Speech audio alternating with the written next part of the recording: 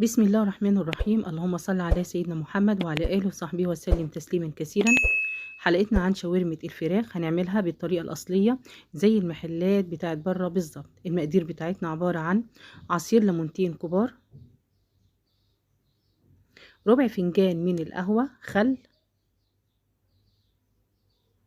معانا رشة من الملح ورشة من الفلفل الأسود، وربع معلقة من البابريكا الفلفل الحلو، وربع معلقة من الكركم، ومعلقة كبيرة من بهارات شاورمة الفراخ. هقلب المقادير دي كلها كده مع بعض، ودي كده التتبيلة اللي هتبل بيها قطع الفراخ.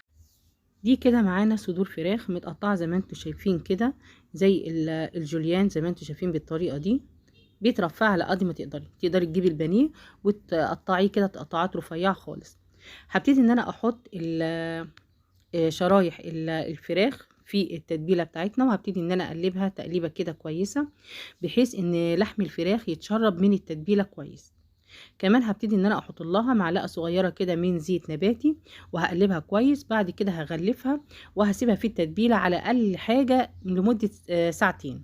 كل ما هتقعد في التتبيله كل ما هتديكي نتيجه كويسه جدا، يعني كمان لو باتت من قبلها بليله تبقى كويس جدا. هجيب طاسه واحطها على النار واحط فيها ماده دهنيه، ولازم تكون الطاسه معاكي سخنه.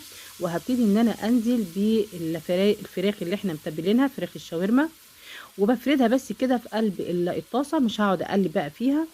وهسيبها كده لمده دقيقتين 3 لحد ما تبتدي كمان تاخد كده لون من تحت. كل ما هتقلبي فيها كل ما الفراخ هتنزل الميه بتاعتها، وانا مش عايزه ان الفراخ تنزل الميه بتاعتها. دي كده السوائل اللي انا كنت متبلاها بيها، هي هتبتدي كده تستوي كده منها فيها وتدي طعم حلو جدا لقطع شاورمه الفراخ. بعد كده مرور 3 4 دقايق ببتدي ان انا اقلب بقى الفراخ كده زي ما انتوا شايفين بالطريقه دي، وبردك برجع افردها تاني واسيبها كده بردك على نار متوسطه تستوي كده على راحتها. اول ما ابتدي الاقي ان ابتدت السوائل يعني نقصت شويه عن الاول، ببتدي انزل بقى ببصلايه. وهنا البصله انا كده مقطعاها تقطيعه ناعمه خالص. هبتدي اشوح البصلايه كده مع لحمه الشاورمه الفراخ. هديها كمان كده رشه من الفلفل الاسود، ما تنسوش ان انا كنت متبله قبل كده والفراخ حساسه، فانا بس اديتها رشه بس كده من الفلفل بتدي تزود النكهه بتاعتها. هسيبها بقى لحد ما تبتدي تشرب بردك السوائل بتاعتها كده وتبتدي تنقص خالص من وقت للتاني. بص بقى لو انا بقلب كده شايفين الطاسه تحس ان هي مش باين فيها سوائل الا بسيط جدا قوي. هنا بقى انا هبتدي ان انا اضيف الفلفل الالوان. انا عندي هنا فلفل الوان احمر واخضر واصفر مقطعاه شرايح زي ما انتم شايفين بالطريقه دي. وعندي كمان حبايه من الطماطم واخده اللحم بتاعها ومقطعاها برده نفس الحكايه، بس انا مش هحط الطماطم، انا هحط بس الفلفل الالوان. وهبتدي ان انا اقلبه لحد ما نكهات الفلفل تاخد مع شرايح شاورمه الفراخ. هنا لو مش متوفر عندك الفلفل الالوان تقدري تحطي اللي هو الفلفل الاخضر بس لو متوفر عندك، ولو حابه تحطي كمان فلفل حامي تقدري ان انت تحطي. بس هنا هتشوحيه تشويحه كويسه جدا، مش هننزل بالطماطم دلوقتي. الطماطم في الاخر خالص. ببتدي بقى لما احس ان الفراخ خلاص قربت على السوا بنزل بالشرايح الطماطم. قلت لك ان انا واخده اللحم وشايله من عليها القشر. وبعد كده بحط الطماطم وبديها بقى هنا تقليبه واسيبهم كلهم يسمغوا كده مع بعض.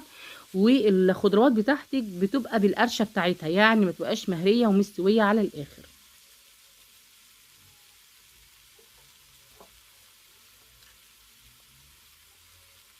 اديتها هنا بقى معلقه من شاورمه الفراخ دي، بديها في اخر تكه لما هاجي هدفع عليها النار عشان بتديكي ريحه وطعم جميل جدا للشاورما بتاعتك. يبقى دي خلاص كده انا حطيت المعلقه تاني، نص معلقه تقريبا كده من الشاورما.